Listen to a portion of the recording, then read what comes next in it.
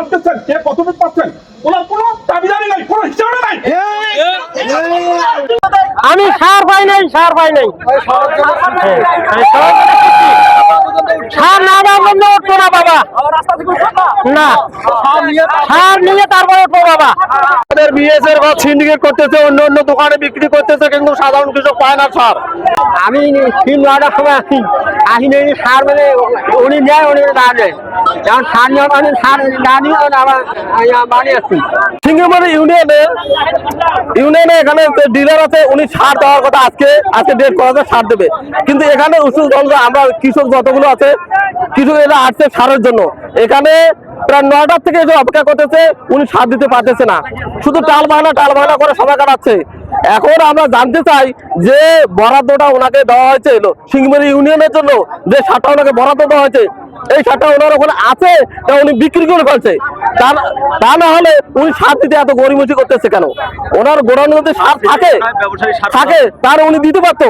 নিশ্চয় মনে হয় না ওনার দোকানে সার হয়তো নাই, যার জন্য উনি দোকানদারের কাছে এই কৃষকের কাছে সার দিতে পারছে না। সার তো গভর্নমেন্ট মানে কৃষি অফিসারের ভিত্তি করে সার তো মানে কৃষি অফিসার সরকারের কাছে সার তথ্য পাঠায়, তারপর তো সেই সার মানে সরকার কেনে, কিন্তু এই ডিলারের মাধ্যমে যে সারগুলো আসে সেই সারগুলো যায় কোথায়, এই যে প্রশ্ন আমাদের।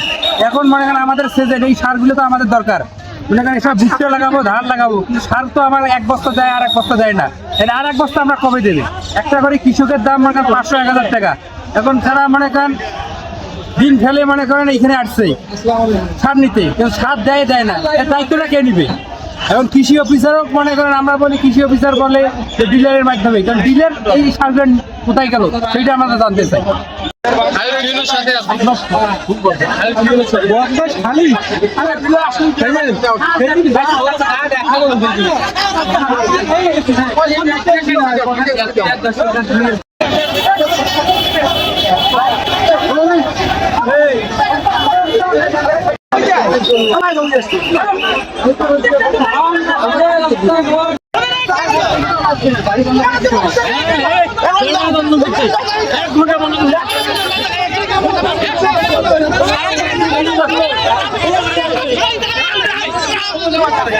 আমাদের যে চাহিদা আমরা নিজেরা যা পাই তার সাথে আপনাদের যত চাহিদা সব একসাথে মেটানো সম্ভব হচ্ছে না, এই জন্য কিছু কমতি আছে।